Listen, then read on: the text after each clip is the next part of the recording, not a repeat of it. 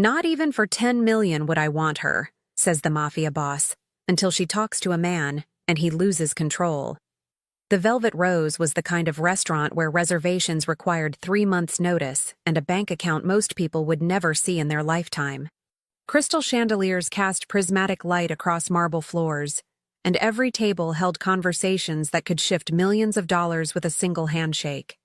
Emma Chen balanced the silver tray with practiced precision, her hands steady despite the nervous flutter in her chest.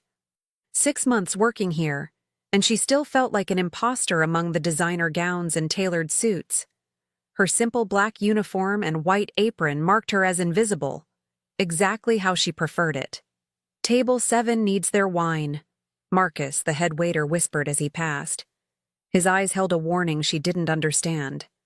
"Be careful. That's his table." Emma nodded, not asking who.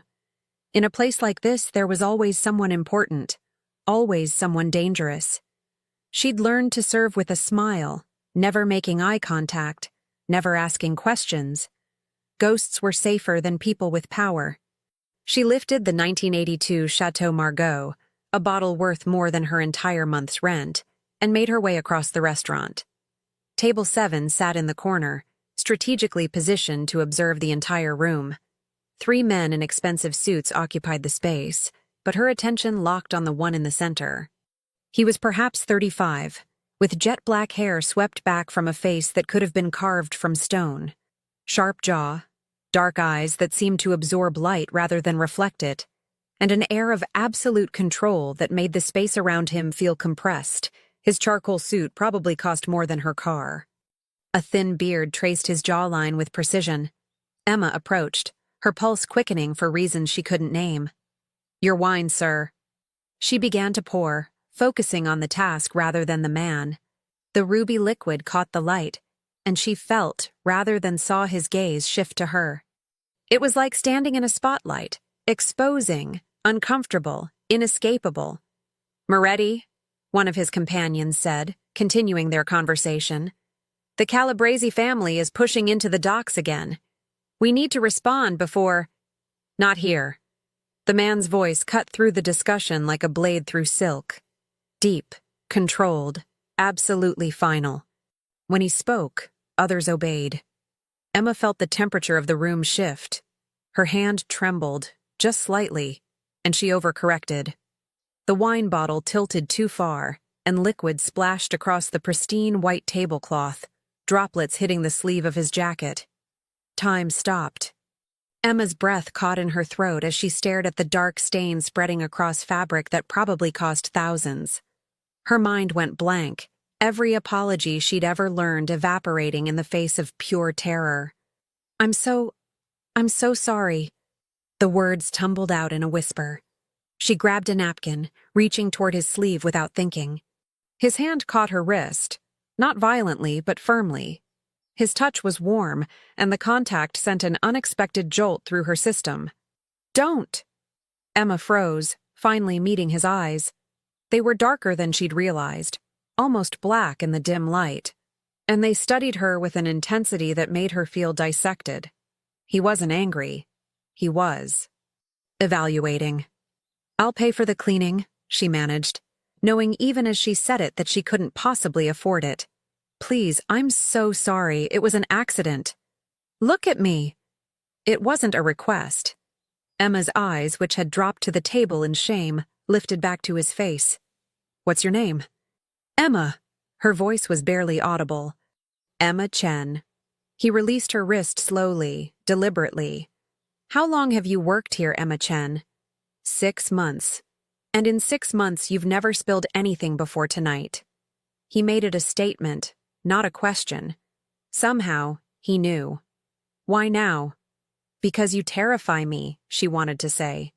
"Because everyone in this restaurant treats you like a god or a devil, and I don't know which is worse. Because your eyes see too much." "I was nervous," she admitted quietly. Honesty felt safer than lies with a man like this. Something flickered in his expression. Surprise, perhaps, or amusement. "Nervous of me? Should I be?" The question escaped before she could stop it. Emma's eyes widened in horror at her own boldness, but he smiled.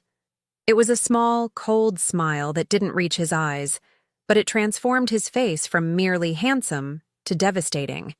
"Yes," he said simply. "You should be very nervous of me, Emma Chen." One of his companions cleared his throat uncomfortably. "Sir, should we call the manager?" "That won't be necessary." He waved a dismissive hand, his gaze never leaving Emma. "The wine is excellent. You may go." It was a dismissal, clear and absolute. Emma backed away from the table, her legs unsteady, feeling his eyes on her until she disappeared into the kitchen. She slumped against the wall, heart hammering. "What happened?" Marcus appeared at her side, his face pale. "Emma, that was Dominic Moretti. Do you have any idea who that is?" She shook her head, though dread was already pooling in her stomach. Marcus pulled her further into the corner, his voice dropping to barely a whisper. "He runs the city's underground. Everything that happens in the shadows, every deal that never makes the papers, every person who disappears without a trace. It leads back to him. The Moretti family controls half the eastern seaboard, and you just spilled wine on him." Emma felt the blood drain from her face. "Oh, God. But he let you walk away." Marcus looked genuinely confused. "He's ended people's careers, ended people for less. Why would he just let it go?" Emma had no answer. She spent the rest of the evening in a haze, serving tables mechanically while her mind replayed those dark eyes studying her face. When her shift ended at midnight, she changed out of her uniform with shaking hands and stepped into the cold November air. The parking lot behind the restaurant was poorly lit, her aging Honda Civic waiting in its usual spot at the far end. Emma hugged her jacket tighter and started walking, her breath misting in the chill. She didn't see the man until he stepped from the shadows. Emma gasped, stumbling backward, but relaxed slightly when she recognized him, one of the men who'd been sitting at table 7. Up close, he was massive, well over 6 feet with shoulders that strained his suit jacket. "Miss Chen." His voice was gruff but not unkind. "Mr. Moretti asked me to ensure you arrived home safely. I'll be following you." "That's not necessary." "It wasn't a suggestion, miss." He pulled out a business card and extended it. "If you need anything, and I mean anything, you call this number. Direct line to Mr. Moretti's office." Emma took the card with numb fingers. Heavy stock, embossed lettering, Dominic Moretti, private number. No title, no company name. Just his name and a phone number. "Why?" The question escaped her lips before she could think better of it. The man's expression softened slightly, something like pity crossing his features. "I've worked for Mr. Moretti for 8 years, miss. I've never seen him let anyone speak to him the way you did tonight. And I've never seen him care if someone got home safe." He paused. "That makes you either very lucky or very dangerous. I haven't decided which yet." He stepped back into the shadows, and Emma heard a car engine start somewhere behind her. She walked to her Civic on autopilot, the business card burning in her pocket. "Should I be nervous of you?" She'd asked the question with innocent honesty. Now, driving through empty streets with headlights following at a discreet distance, Emma realized the answer was more complicated than she'd imagined. Dominic Moretti had let her go, but she had a feeling he hadn't let her go entirely. 3 weeks passed. Emma almost convinced herself the incident was forgotten, a momentary aberration in the normal flow of her quiet life. The bodyguard had followed her home that first night and then vanished. Table 7 remained conspicuously empty every shift. The business card stayed hidden in her bedside drawer, untouched, almost forgotten. Except she thought about those dark eyes every night before falling asleep. The Velvet Rose hummed with its usual Friday evening energy when Emma arrived for her shift. She tied her apron, pulled her light brown hair into its customary bun, and stepped onto the floor with her serving tray. "Emma." Marcus intercepted her immediately, his expression strange. "You've been requested." Her stomach dropped. "Requested?" "Table 7. He's back." Marcus's eyes held a mixture of warning and curiosity. And he specifically asked for you to serve him. Emma's hands went cold. For 3 weeks she'd hoped he'd forgotten her. Apparently, men like Dominic Moretti forgot nothing. She straightened her shoulders and walked across the restaurant with as much dignity as she could muster. Table 7 held the same 3 men as before, Dominic in the center, flanked by his silent companions. Tonight, he wore a black suit with a dark gray shirt, no tie. He looked dangerous and elegant, and completely out of place in the civilized restaurant. "Good evening, gentlemen." Emma's voice was steady. "Small victory. What can I bring you tonight?" Dominic's eyes lifted from the menu, and the impact of his gaze hit her like a physical force. "Hello, Emma Chen. I'm pleased you're still working here." "Why wouldn't I be?" The words came out sharper than intended. His lips curved into that cold, dangerous smile. "Because I could have had you fired 3 weeks ago. The fact that you're standing here means I chose not to." He leaned back in his chair, studying her. "You never called." Emma blinked, confused. "Called?" "The number my associate gave you." His voice held a note of something she couldn't identify. Disappointment? Amusement? Most people would have called to apologize, to beg forgiveness, to ensure I harbored no ill will. But not you. I didn't think you wanted to hear from me. And yet I gave you my private number. He tilted his head slightly. "You're either remarkably brave or remarkably foolish, Emma. I haven't decided which." His companion, the same massive man who'd followed her home, coughed uncomfortably. Dominic waved a hand dismissively. "Gentlemen, I'll handle dinner alone tonight. Please wait outside." Both men stood immediately, no questions asked. Emma watched them go with growing unease. Being alone with Dominic Moretti, even in a crowded restaurant, felt dangerous. "Sit." He gestured to the chair opposite him. "I'm working. I'm asking you to sit." His voice remained pleasant, but steel underlay the words. "Please." Emma glanced toward the kitchen where Marcus watched with wide eyes. She had the distinct impression that refusing would be unwise. She slid into the chair, perching on its edge, ready to flee. "Relax." Dominic's tone softened marginally.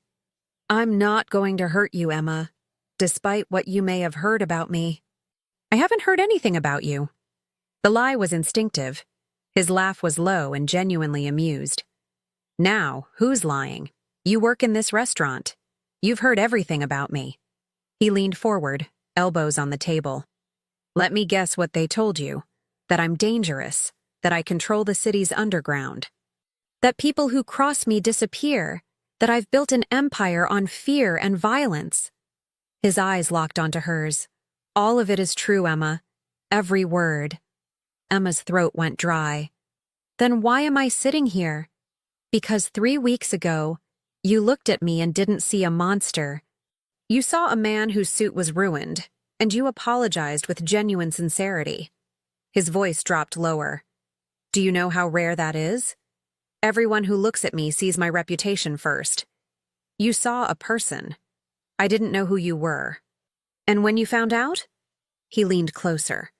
"You didn't call to grovel or beg. You just continued with your life, as if I were nobody." Emma forced herself to meet his gaze. "You are nobody. To me. I serve hundreds of people every week. You're just another customer." The words hung in the air between them, bold and reckless. Emma's heart hammered against her ribs. She'd just told one of the most dangerous men in the city that he was ordinary. Dominic stared at her for a long moment, and then something extraordinary happened. He laughed. Really laughed. A genuine sound of surprise and delight that transformed his entire face.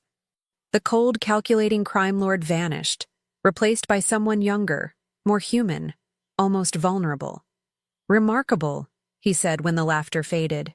"You're absolutely remarkable, Emma Chen." "I'm really not." Emma started to stand. "I should get back to work." His hand shot out, catching hers on the table. Not forceful, but firm. The contact sent warmth racing up her arm. "Have dinner with me. Not here. Somewhere private. Tomorrow night." No. The refusal was automatic. "Why not? Because you scare me. The honesty slipped out before she could stop it. Because everyone in this room is afraid of you, and they know something I don't. Because men like you don't ask women like me to dinner unless they want something. Smart. He released her hand slowly. You're absolutely right to be afraid, but I'm asking anyway. He pulled out another business card, this one with an address handwritten on the back. My private residence, tomorrow at 8. If you don't come, I'll understand, but I hope you will. Emma took the card with trembling fingers. Why me? Because in 10 years, you're the first person who's made me feel like Dominic instead of Moretti. His dark eyes held hers. Because when you asked if you should be nervous of me, you weren't asking out of fear. You were genuinely curious. And because I can't stop thinking about you, Emma, which is either the best thing that's happened to me in a decade or the most dangerous. I don't know which yet. He stood, pulling out his wallet and leaving $500 bills on the table. For the meal I didn't order. And Emma? He paused. I don't force anyone to do anything they don't want to do. If you come tomorrow, it's because you choose to. If you don't, you'll never see me again. I promise. Then he was gone, his companions materializing from the shadows to follow him out. Emma sat frozen at the empty table, the card burning in her hand, $500 staring up at her like an accusation. Marcus appeared at her elbow seconds later. What just happened? I have no idea, Emma whispered. But that was a lie. She knew exactly what had happened. The most dangerous man in the city had just asked her on a date. And the truly terrifying part? She was actually considering saying yes. That night, Emma lay in bed staring at the ceiling. The card sat on her nightstand, a dress glowing in her mind like a beacon. She should throw it away. She should forget Dominic Moretti existed. She should protect herself from whatever darkness surrounded him. Instead, she picked up her phone and typed the address into Google Maps. It was in penthouse in the most exclusive building in the city, the kind of place where apartments sold for 8 figures and security was tighter than most prisons. Of course he lived there. Men like Dominic Moretti existed in a stratosphere so far above her own that they might as well be different species. You're the first person who's made me feel like Dominic instead of Moretti. The words echoed in her mind. There had been genuine vulnerability in his voice when he'd said them, a crack in the armor that revealed something raw and lonely beneath. Emma closed her eyes, knowing she'd already made her decision. It was reckless and stupid, and potentially catastrophic. But tomorrow night at 8, she would put on her best dress, take the subway to the Upper East Side, and walk into the home of a man who'd built an empire on fear. Because for just a moment in that restaurant, she'd seen past Dominic Moretti, the crime lord, and glimpsed Dominic the man. And that man had looked at her like she was the answer to a question he'd been asking his entire life. She just hoped she survived discovering what the question was. The elevator to Dominic's penthouse required a special keycard that a doorman had handed Emma with barely concealed skepticism. As the floors climbed, so did her anxiety. She'd chosen a simple navy dress, the nicest thing she owned, and left her hair down in soft waves. Understated. Safe. The elevator opened directly into the penthouse, and Emma's breath caught. Floor-to-ceiling windows showcased the glittering city below like a kingdom spread before a throne. Modern furniture in blacks and grays created clean lines, while carefully chosen art pieces added splashes of color. It was beautiful, cold, and utterly controlled, exactly like its owner. Dominic stood at the windows, hands in his pockets, silhouetted against the lights. He turned when the elevator doors opened, and Emma saw surprise flicker across his face. You came. He sounded genuinely shocked. You invited me. Emma stepped into the space cautiously, feeling like a rabbit entering a wolf's den. Should I not have? I invited you hoping you would. I didn't actually expect you to. He crossed the room toward her, moving with predatory grace. Tonight, he wore dark slacks and a charcoal shirt with rolled sleeves, more casual than she'd seen him. He looked younger somehow, more human. You're either braver than I thought or more reckless. Maybe both. Emma forced herself to stand still as he approached. Or maybe I'm just tired of being afraid. He stopped 3 feet away, close enough that she could see the fine lines around his eyes, the way his dark hair fell slightly across his forehead, the small scar above his left eyebrow. Details that made him real instead of mythical. "Dinner is ready," he said quietly. "I hope you're hungry." He led her to a dining table set for two, candles flickering between elegant place settings. The meal was Italian. Homemade pasta, fresh bread, wine that probably cost more than her car. Dominic served her himself, and they ate in surprisingly comfortable silence for several minutes. "Tell me about yourself, Emma Chen." Dominic's voice broke the quiet. "Where are you from? What brought you to this city?" "I'm from Seattle. Came here for art school 3 years ago." Emma sipped her wine, feeling it warm her from the inside. "Dropped out after my father got sick. Needed money for his medical bills. The Velvet Rose paid well enough to help." "Your father?" "Stage 4 lung cancer. He passed 8 months ago." She said it matter-of-factly, the grief worn smooth by time. "I stayed in the city because going back felt like giving up, like admitting I'd failed." Dominic watched her with those impossibly dark eyes. "You didn't fail. You sacrificed your dreams for someone you loved." "That's not failure, Emma. That's strength," says the man who probably gets everything he wants. The words came out sharper than intended. His smile was sad. "You'd be surprised what I can't have. Money and power don't buy everything." He refilled her wine glass. "My turn. Where are you from?" "Brooklyn. Born and raised in my father's world." His expression hardened slightly. Antonio Moretti was a legend in the organization. Ruthless, brilliant, terrifying. He raised me to follow in his footsteps. I was 16 when I made my first decision that carried real consequences. 19 when I watched him die. Emma set down her fork, suddenly not hungry. "How did he die?" "Betrayal. His second-in-command wanted his position." Dominic's voice went flat, emotionless. "They killed him in front of me. Wanted me to watch, to understand that the old order was finished. Instead, I spent the next 3 years systematically destroying everyone involved. By 22, I controlled everything my father had built and more. They'd wanted to make an example of him. I made an example of them." The casual way he described orchestrating multiple deaths should have terrified her. Instead, Emma saw the 19-year-old boy watching his father die, and her heart broke for him. "That's why you do this," she said softly. "Not because you enjoy the power. Because it's the only way to stay alive." Dominic stared at her as if she'd just spoken another language. "How did you—" "My mother left when I was 6. My father raised me alone, worked himself to death to give me opportunities he never had. When he got sick, I would have done anything to save him." Emma met his gaze. "We all do what we must to protect what matters. Your father's world just had different rules than mine." "Different rules." He laughed, but there was no humor in it. "Emma, my rules involve making people disappear, controlling territory through fear, building power on the backs of those too weak to fight back. You can't compare that to working yourself to death in a restaurant." "Can't I? You tell yourself that what you do is necessary, that you had no choice, that it's survival." I told myself the same things while watching my father die and wondering if I'd done enough.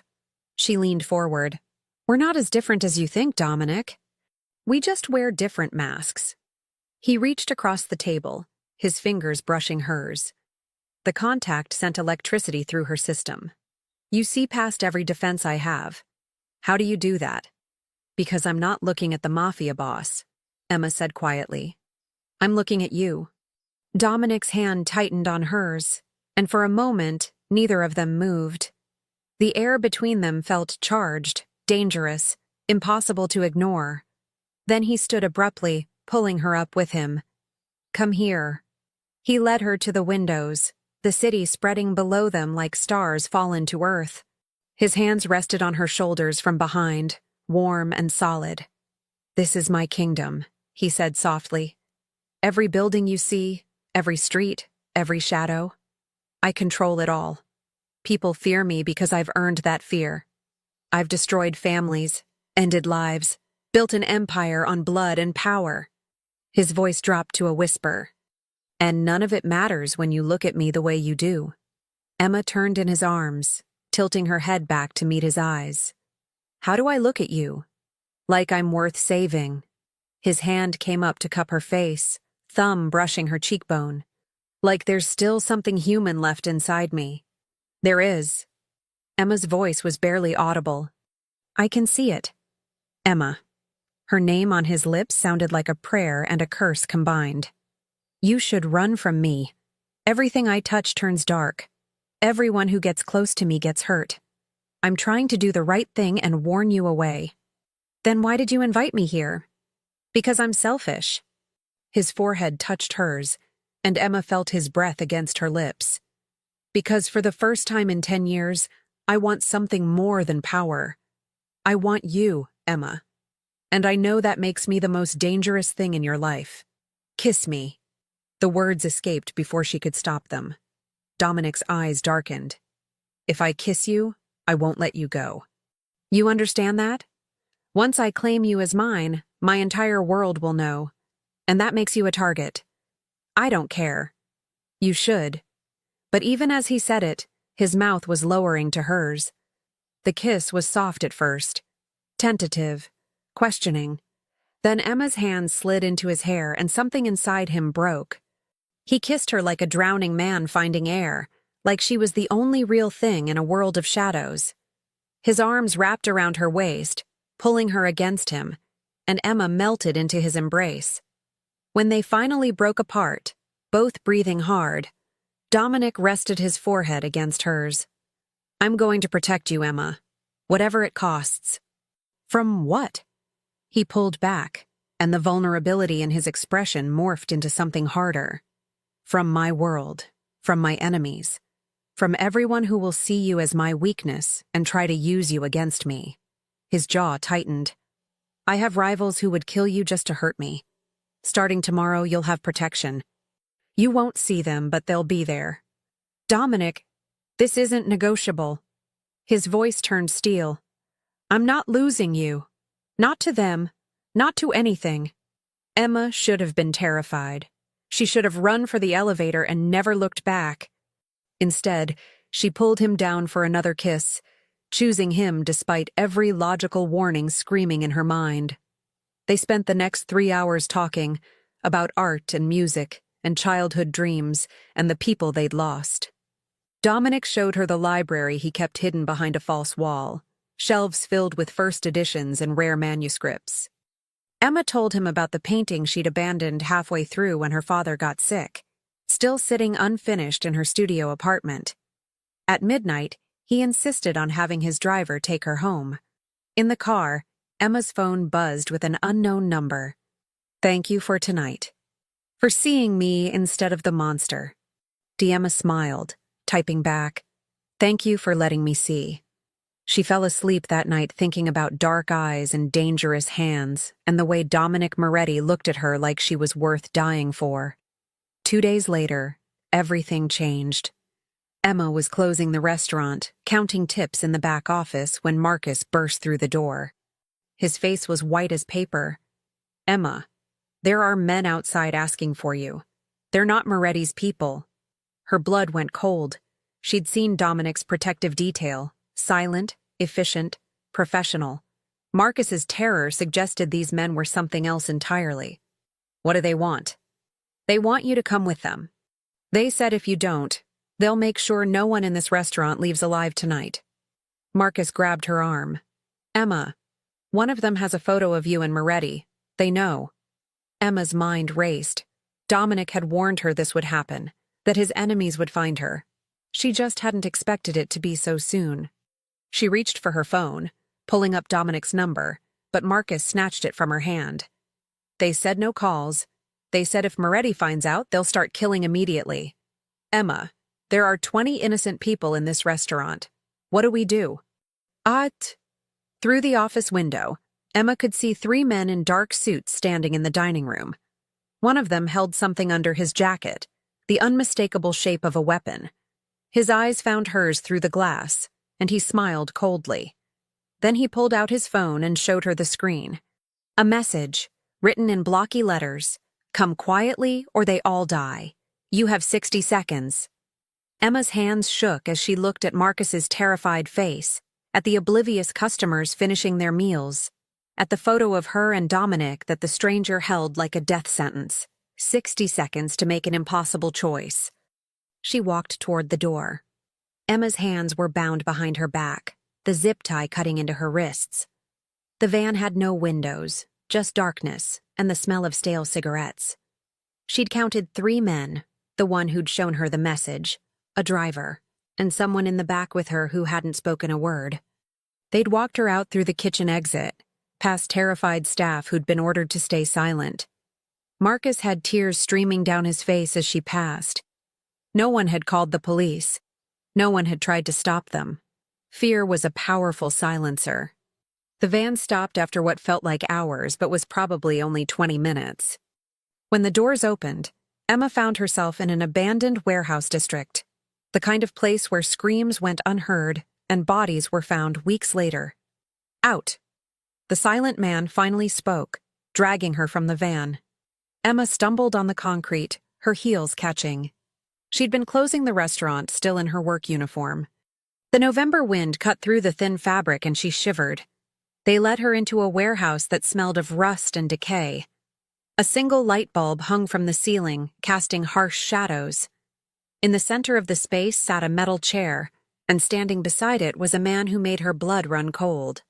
He was older than Dominic, perhaps 50, with silver-streaked hair and a face that spoke of violence barely contained.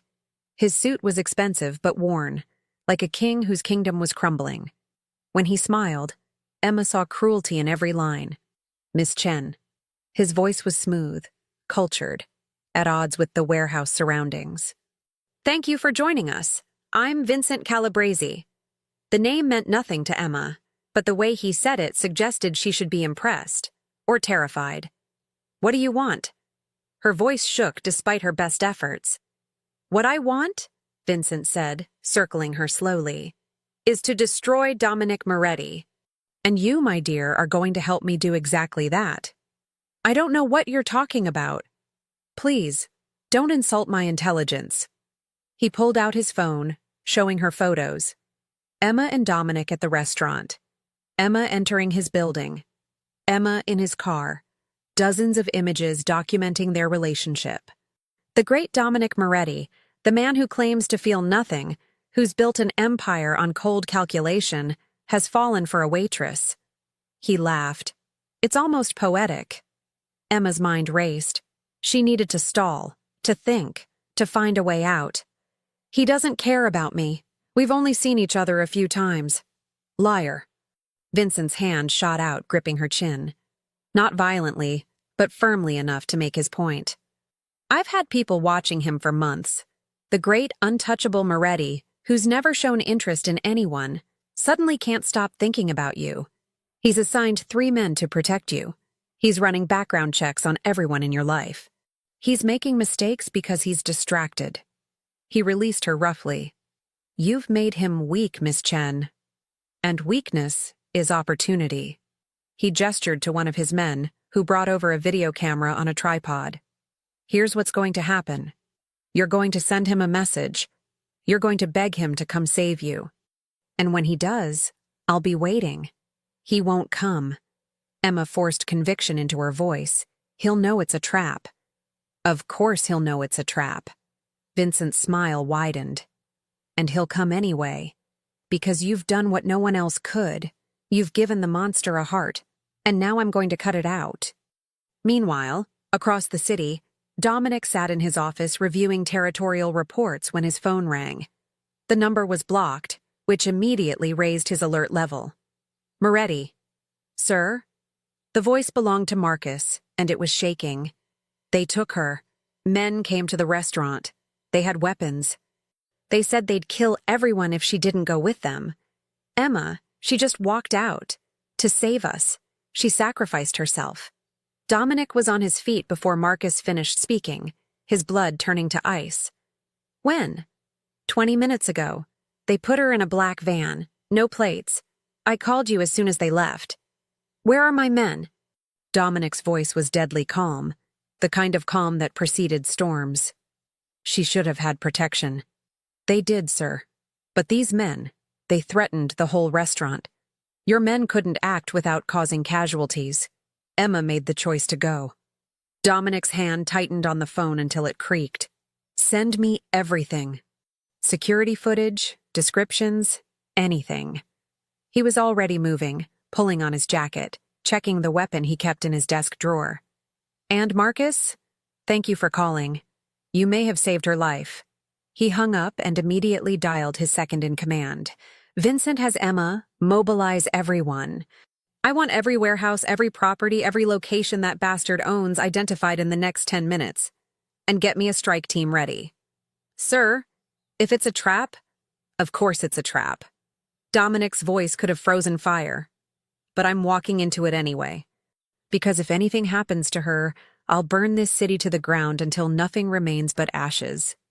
He ended the call and stared at the photo on his desk, one his security team had taken without his knowledge, showing Emma laughing at something he'd said during their dinner.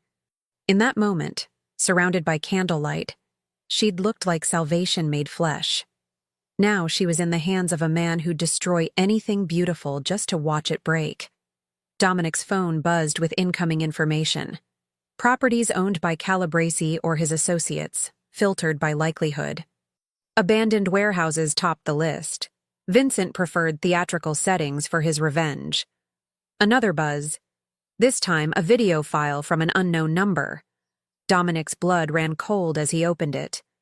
Emma sat in a metal chair, her hands bound, her face pale but defiant. Vincent Calabresi stood beside her, one hand resting on her shoulder in a gesture of ownership that made Dominic want to kill him with his bare hands. Dominic. Vincent's voice was smug. You've been careless. You've let yourself care about something, someone. That was your first mistake. He squeezed Emma's shoulder and she flinched. Your second mistake was thinking you could have something normal, something pure. Men like us don't get happy endings. Vincent leaned down, his face next to Emma's. Tell him, Miss Chen. Tell him what I want. Emma's eyes met the camera, and Dominic saw fear there, but also something else. Anger. Determination. His brave, foolish girl who'd walked into danger to save innocent people. He wants you to come, Emma said quietly. He says he'll trade me for you. He wants... Her voice broke. Dominic, don't. It's a trap. He's going to kill you. Of course I'm going to kill him, Vincent said cheerfully. But first, I'm going to make him watch what happens to the things he loves. So here's the deal, Moretti. You have 2 hours to come to the old Riverside warehouse. Alone. No weapons, no backup, no tricks. You trade yourself for her. Otherwise, he pulled out a knife, letting the blade catch the light. Otherwise, I start taking pieces of Miss Chen and sending them to you? The video ended. Dominic stood in his office, every muscle tensed, his mind calculating odds and strategies and acceptable losses. In his world, emotional attachment was vulnerability. Love was a weapon enemies could use against you. He'd known this his entire life, had watched his father destroy men by targeting what they loved. And now he understood exactly how those men had felt. His phone rang again. His strike team was assembled, waiting for orders. 36 of his best men, armed and ready to tear Vincent Calabresi apart. Stand down, Dominic said quietly. Sir? I said stand down. Vincent wants me alone. If I bring an army, he'll kill her before we breach the door. Dominic's voice was eerily calm. I'm going alone. That's suicide. No. Dominic pulled on his coat, leaving the weapon in his desk. If Vincent was going to keep his word about the exchange, showing up armed would only escalate things. That's the price of love, and I'm finally ready to pay it. He ended the call before his lieutenant could argue further. On his desk, Emma's photo smiled up at him, frozen in a moment of happiness that felt like a lifetime ago. I'm coming, he whispered to the image. Whatever it costs, Whatever he wants. I'm coming. Then Dominic Moretti, the man who'd built an empire on control and calculation, walked out of his office toward the one thing he couldn't control and couldn't calculate. The possibility that he might not walk back. The riverside warehouse loomed against the night sky like a tomb. Dominic approached alone, as instructed, his hands visible and empty. The building was dark except for a single light on the second floor. Vincent's men patted him down at the entrance, thorough and professional. No weapons, no wire, no tracking devices. Just a man walking willingly into his own execution.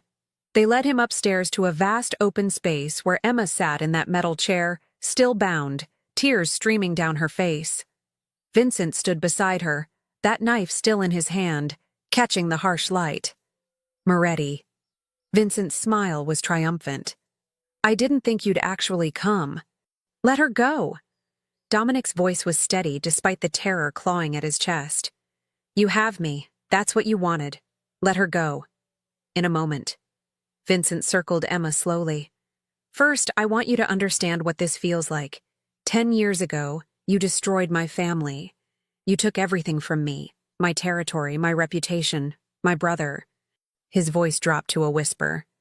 My brother died because of you, and I've waited a decade for the perfect revenge.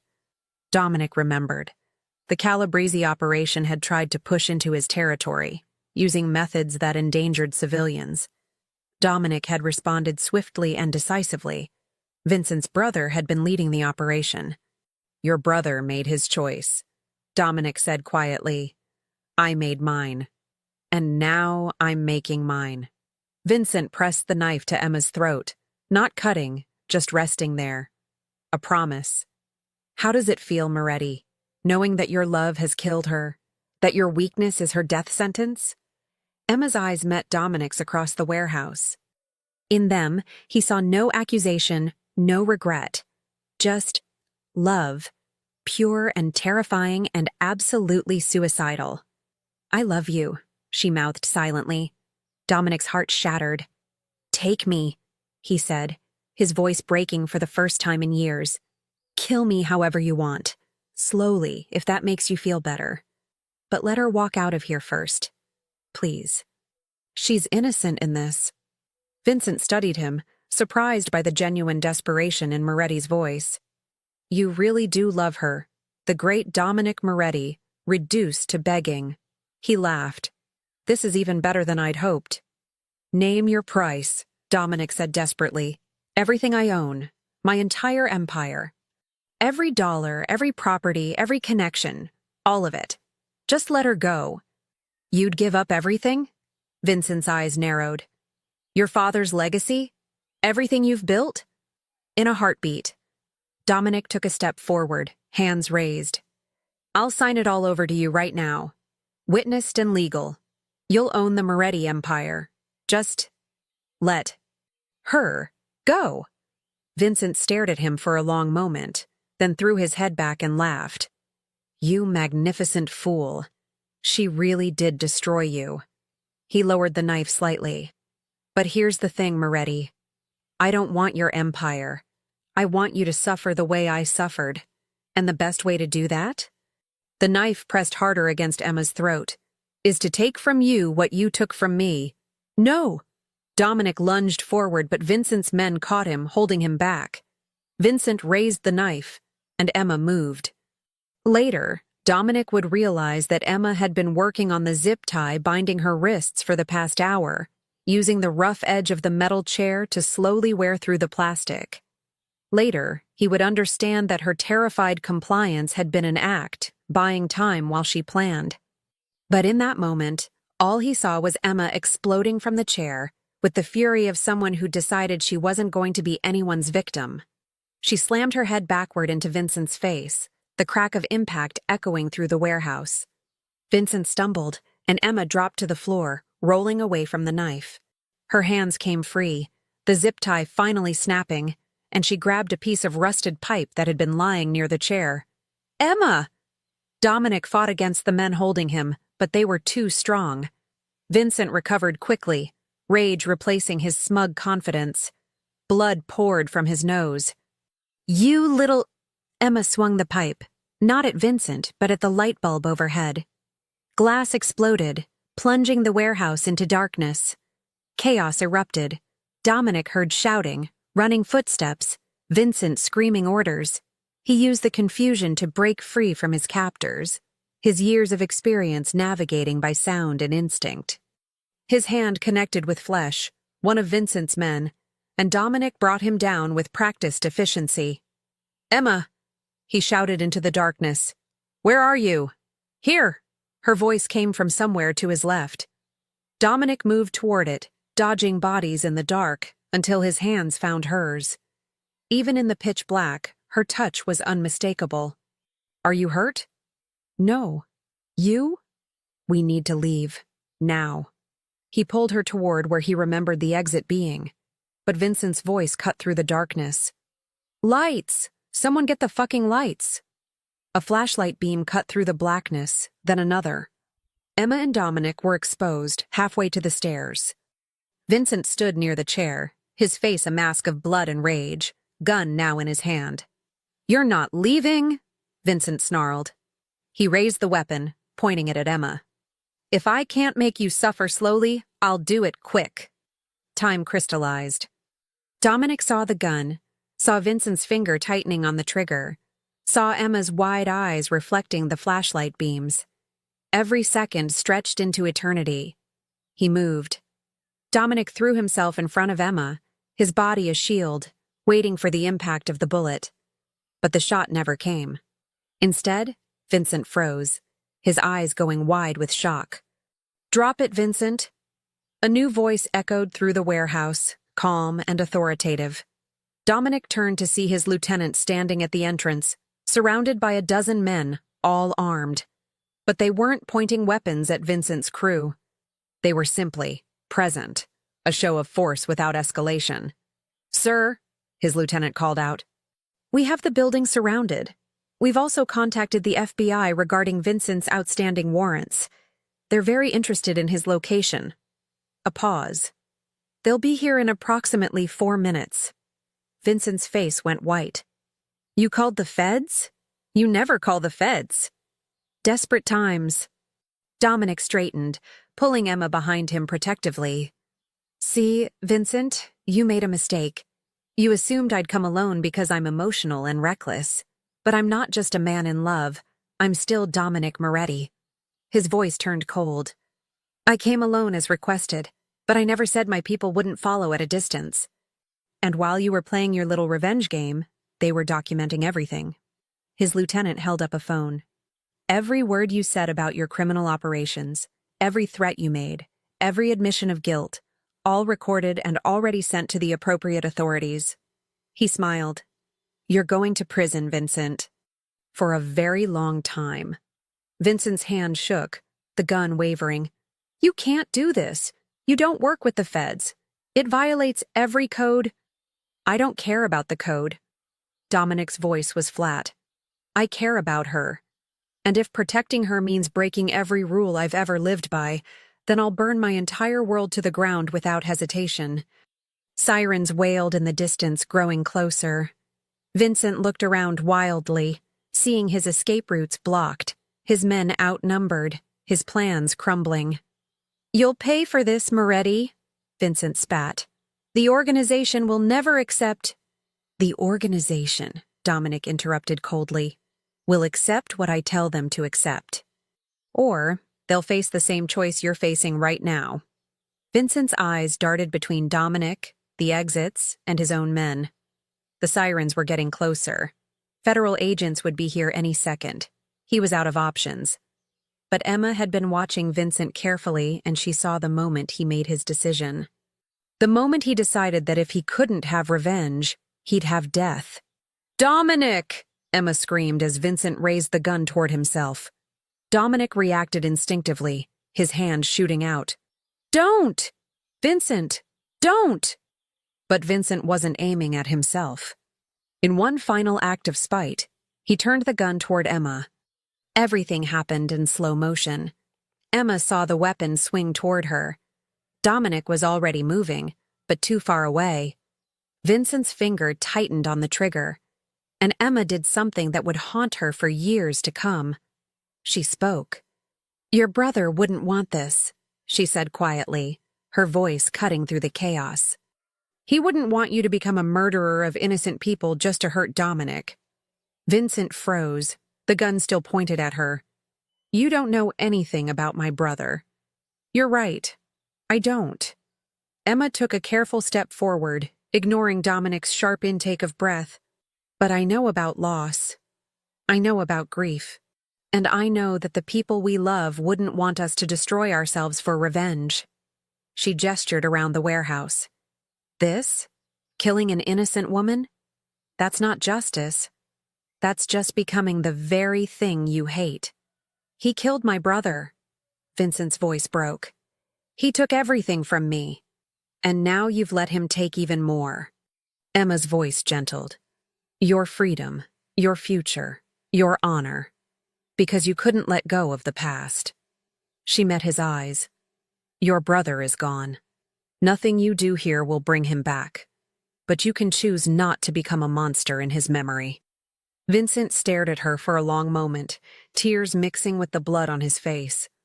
The gun wavered, then slowly lowered. "Damn you," he whispered. "Damn you both."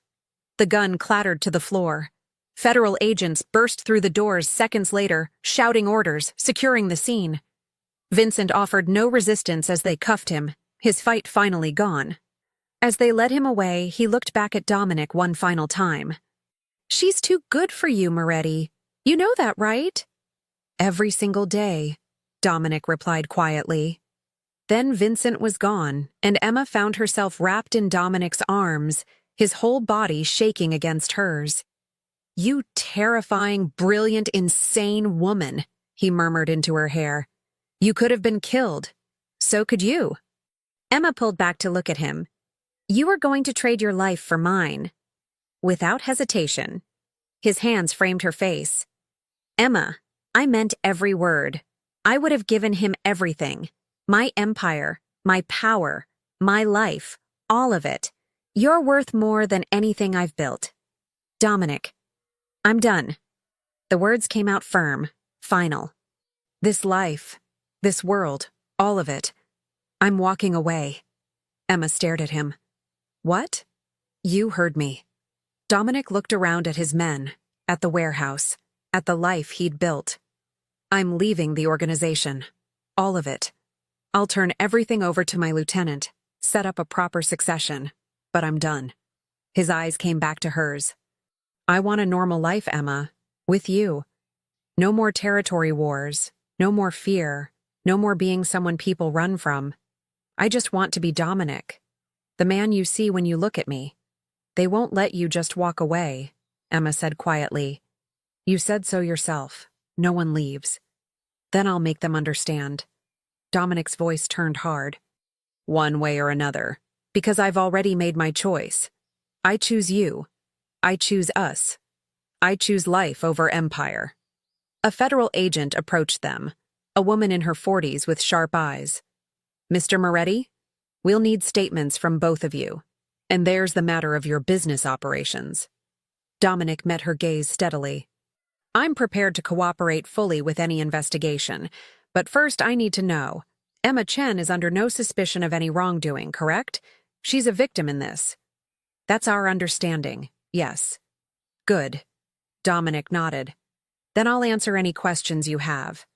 But she goes home first, with protection, and she's kept out of whatever comes next. That's my only condition." The agent studied him for a long moment, then nodded. "We can arrange that." As they led Dominic away for questioning, he looked back at Emma one final time. "I love you, and I'm going to prove it by becoming someone worthy of you. No matter what it takes." Emma watched him go, her heart breaking and healing simultaneously. The great Dominic Moretti, walking away from everything he'd known because she'd made him want something more. She just hoped they both survived what came next. The boardroom of Moretti Holdings was silent as death. 12 men sat around the mahogany table, the heads of every major family aligned with Dominic's organization. These were the men who controlled the city's shadows, who'd built fortunes on fear and loyalty and blood, and Dominic was about to tell them he was done. "Gentlemen," his voice was calm, measured. "Thank you for coming on such short notice. I have an announcement that affects all of you." Angelo Rossini, the oldest member and closest thing Dominic had to a mentor, leaned forward. "We heard about the Calabrese situation. Well handled, bringing in the feds. Unorthodox, but effective." "It wasn't about being effective." Dominic stood, walking to the windows overlooking the city. "It was about protecting someone I love. And it made me realize something. This life, our life, is incompatible with having anything or anyone we truly care about." Silence. Then murmurs around the table. "Dominic," Angelo said carefully, "what are you saying?" "I'm saying I'm leaving. All of it." He turned to face them. "I'm transferring my operations to my lieutenant. He's capable, loyal, and ready. I'll ensure a smooth transition. But as of today, I'm stepping down." The room exploded. Voices overlapping, some angry, some shocked, some calculating. Dominic let them rage for a moment before speaking again. "I know the rules. I know what we say about leaving. But I'm asking, not demanding, for your understanding. I've served this organization for 15 years. I've expanded our reach, protected our interests, and never once put my personal needs above our collective welfare. Until now." "You can't just leave," someone shouted. "You know too much. You're too valuable." "It sets a precedent." "It sets a precedent," Dominic interrupted, his voice steel. "That even men like us can choose something different. That power isn't the only thing worth having. And that love is worth more than any empire." Angelo stood slowly, his weathered face unreadable. "This woman, the waitress, she means that much to you?" "She means everything." Dominic's voice softened. "She sees past the monster to the man, and she makes me want to be someone better than what I've become." "You'll be vulnerable," another voice said. "Without the organization's protection, I have dirt on every person in this room." Dominic's tone turned cold. "Not as a threat, but as insurance. If anything happens to Emma, if anything happens to me after I leave, every secret, every deal, every skeleton gets exposed. Mutually assured destruction. I don't want to use it, but I will if forced." The room went silent again. Then, surprisingly, Angelo laughed. "You brilliant bastard. You've ensured your exit while making sure we can't afford to come after you. I learned from the best." Dominic inclined his head. "I don't want to be enemies. I want to walk away cleanly, live my life, and let you all continue with yours.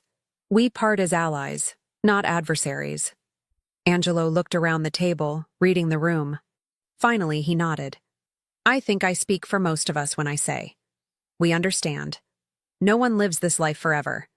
And you've earned the right to choose your own end." He paused. "But there's one condition." Dominic tensed. "Which is? Your lieutenant takes over immediately. Full transition within 30 days. You don't maintain any hidden influence, any backdoor control. You're truly out." Angelo's eyes were hard. "And if you ever come back for any reason, the protection ends. You walk away completely or not at all." "Done." Dominic didn't hesitate. "I'll have everything documented by the end of the week." Angelo extended his hand across the table. "Then go, Dominic Moretti. Go and be happy. You've earned it." They shook, and one by one, the other men nodded their acceptance. Not all of them were happy about it. Dominic could see the calculation in some eyes, the anger in others. But Angelo's support carried weight, and no one wanted to be the first to break the peace. As Dominic left the boardroom, his lieutenant fell into step beside him. "Sir, are you sure about this? You're giving up everything." "No." Dominic smiled, genuinely smiled, for the first time in years. "I'm gaining everything. There's a difference." 6 months later, Emma unlocked the door to a modest house in a quiet suburb 2 states away. It wasn't palatial or impressive. It was simply home. "Dominic?" she called out, setting down groceries. "I'm back! In here!" His voice came from the spare bedroom he'd converted into a study. Emma found him surrounded by books and papers, working on the novel he'd started writing 3 months ago. His hair was slightly longer now, less severely styled. He wore jeans and a simple black t-shirt. He looked younger, lighter, almost peaceful. "How's the writing?" Emma set a cup of coffee beside him. "Therapeutic." He pulled her into his lap, kissing her softly. "How was the gallery?" "They want to display my paintings next month. Full exhibition." Emma's excitement was palpable. "Dominic? They're actually going to pay me for my art." "Of course they are. You're brilliant." He held her close. "I'm so proud of you." Emma settled against his chest, feeling his heartbeat steady and strong. "Do you miss it? Your old life?" "Sometimes," Dominic admitted. "The power, the control, the sense of purpose. But then I wake up next to you, and I remember why I left. No empire is worth more than this. Than us." "I love you," Emma whispered. "I love you more than I thought possible." He kissed the top of her head. "You saved me, Emma. From myself, from that life, from becoming the monster everyone believed I was." "You saved yourself," Emma corrected. "You made the choice. I just gave you a reason to want something different." They sat in comfortable silence for a moment, then Dominic shifted. "I have something for you." He reached into his desk drawer and pulled out a small velvet box. Emma's breath caught. "I know we said we'd wait," Dominic said quietly. "But 6 months of this life has taught me something. Tomorrow isn't guaranteed. And I don't want to waste a single day not being your husband." He opened the box, revealing a simple platinum band with a single diamond. "Emma Chen, will you marry me?" Tears streamed down Emma's face. "Yes, yes, absolutely, yes." He slipped the ring onto her finger, and they kissed like it was the first time and the last time and every time in between. Outside, the sun was setting, painting the sky in shades of gold and pink. Ordinary and beautiful and perfect. "When should we do it?" Emma asked, admiring the ring. "Tomorrow if you want, or next week, or next year. I don't care, as long as I get to spend the rest of my life with you." "Next month," Emma decided. "Small ceremony, just us and a few friends. Nothing extravagant." "Perfect." Dominic pulled her closer. "My quiet life with my extraordinary wife." 3 weeks before the wedding, Emma was shopping for flowers when a car pulled up beside her. A familiar face emerged, Angelo Rossini, looking older but still formidable. Emma's hand instinctively reached for her phone, but Angelo raised his hands peacefully. "I mean no harm, Miss Chen. I just wanted to talk." "What do you want?" Emma's voice was steady despite her racing heart. "To thank you." Angelo smiled slightly. "Dominic is the closest thing I had to a son. I watched him become harder, colder, more ruthless with each passing year. I thought we'd lost the boy he used to be. But you brought him back." "He brought himself back," Emma said quietly. "Perhaps. But you gave him the reason." Angelo pulled out an envelope and extended it. "Inside is a document. Full immunity for both of you from the organization. No one will touch you, threaten you, or even acknowledge you exist. You're ghosts to us now. Dominic earned that protection, and I'm ensuring it lasts." Emma took the envelope carefully. "Why?" "Because men like me don't often see happy endings. And I'd like to believe they're possible, even for monsters like us." Angelo tipped his head. "Be happy, Miss Chen, both of you, and forget we ever existed." He was gone before Emma could respond, the car disappearing into traffic. She stood on the sidewalk, envelope in hand, feeling the weight of a past that was finally letting them go. The wedding was everything they'd dreamed. Small, intimate, perfect. Emma wore a simple cream dress. Dominic wore a dark gray suit. They exchanged vows in a garden, surrounded by Emma's art friends and the few people from Dominic's new life who'd become family. When the officiant pronounced them married, Dominic kissed Emma like she was the only real thing in the universe. And for him, she was. The reception was laughter and dancing and joy, pure, uncomplicated joy that neither of them had thought possible a year ago. As the sun set, Dominic pulled Emma onto the dance floor for their first dance as husband and wife. "Any regrets?" Emma asked softly, her head on his shoulder. "Not one." Dominic's arms tightened around her. "You're worth everything I gave up and more." "Even when I burn dinner?" "Especially then." He laughed, the sound genuine and free. "Emma Moretti. I like the sound of that." "So do I." Emma smiled up at him. "Though technically, aren't you Dominic Chen now? I thought we were both taking my last name." "We are. Fresh start, new identity, new life." He spun her gently. "Dominic Chen, novelist and ordinary husband to an extraordinary woman. I can live with that." As the music swelled and other couples joined them on the dance floor, Emma thought about the impossible journey that had brought them here. The spilled wine, the dangerous attraction, the kidnapping, the choice. Every moment had led to this, to a life built on love instead of fear, on hope instead of power. "I love you, Dominic Chen," Emma whispered. "I love you, Emma Chen," he replied. "Forever and always, no matter what comes." And for the first time in his life, Dominic Moretti, now Dominic Chen, believed in forever.